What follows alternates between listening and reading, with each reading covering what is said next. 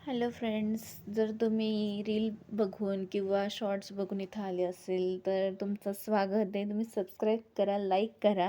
आणि मी पहिलेच सॉरी म्हणते की मराठीबद्दल मी असं दुजं मत माझं व्यक्त केलं, कारण की खरंच मला खूप डाऊट येतो आहे मराठीबद्दल की मी मराठीत व्हिडिओ बनवू की नको बनवू.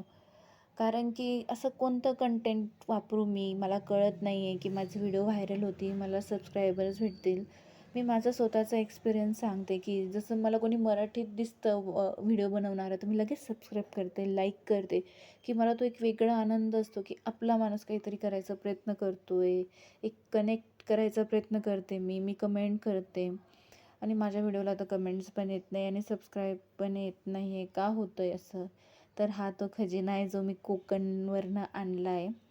कोकण ही माझी फेवरेट जागा आहे. मला तुम्ही नेहमी जरी असं सांगितलं की चल तुला US वगैरे घेऊन चलतो, तर मी नाही म्हणत, चला कोकण जाऊ.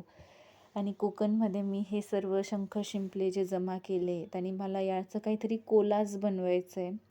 असं काहीतरी जे मी माझ्या घरात लावेल आणि कोणीही विचारलं पाहिजे, हे तू बनवलेलं आहे आणि हे तू स्वतः जमा करून आणलेले आहे की? तर म्हणे हो. तर मला जास्त काही जमा नाही करता आले. हे जे डिझाईन आहे हे कोणी आपल्या हाताने पण नाही करणार आहे. शंखशिंपल्यांवर असे नेचरने केलेलं आहे आणि ते कलर्समध्ये खूप छान वाटत होतं मला हे परत बाहेर काढताना आणि तुम्हाला सांगताना की तुम्ही जरी कोकणला गेले तरी तुम्ही हे जमा करून आणा, कारण की हे फक्त तिथंच बीचवरच भेटतं. आणि ते मुंबई पुणेच्या बीचवर तर नाही भेटत, ते फक्त तळ कोकणला गेल्यावरच ह्या गोष्टी भेटतात. खूप छान एक्सपिरियन्स होता माझा हा कोकणचा. तर मी तुम्हाला हे सर्व असं रचून दाखवते, म्हणजे तुम्हाला म्हणजे कळेल की मी कशा प्रकारचे आणलेत. मला खूप आणायचे होते पण बॅग कॅरी नव्हती करता आली. मला एन्जॉय करायचा होता बीचवर. तर माझ्या जीन्सच्या पॉकेटमध्ये जेवढं जमेल तेवढं मी हे घेण्याचा प्रयत्न केला आणि त्याच्यात खूप काही गोष्टी तुटूनही गेल्या. जेव्हा मी हे घरी आणलं खूप वास येत होता. मी यांना वॉश केलं. याच्यात खूप माती, रेती म्हणतात ना, ती बीचवरची ती निघाली आणि ती धुतल्यानंतर खूप छान वाटत होतं. आणि जेव्हा मी ठेवलं स्टोरीला, स्टेटसला, तर मला खूप जणांचे रिप्लाय आले की प्लीज आम्हाला पण दे. पण मी सर्वांना सॉरी म्हटली आणि म्हटलं मी एवढेच आणलेत. मला माहिती नव्हतं की प्रत्येकाला हे आवडतात आणि प्रत्येकाला याचा छंद असू शकतो, कारण की मला आवडतात. मी पर्सनली गेली तर मी हे आणले. तिथं कोणीच उचलत नव्हतं, मीच एक उचलत होती. मला त्या समुद्रापेक्षा याचं अट्रॅक्शन जास्त होतं आणि प्रत्येक शंख हा वेगळा होता. आणि मी ठरवलं आहे की मी मराठीतच व्हिडिओ बनवेल. मला माझ्या मराठी भाषेचा खूप गर्व आहे आणि बनवू द्या, कोणाला कितीही हिंदीत बनवू द्या. मला लाईक्स आले नाही, सबस्क्राईब्स आले नाही, तरी मी मराठीतच बनवेल. मला लोकांशी कनेक्ट करायचं आहे.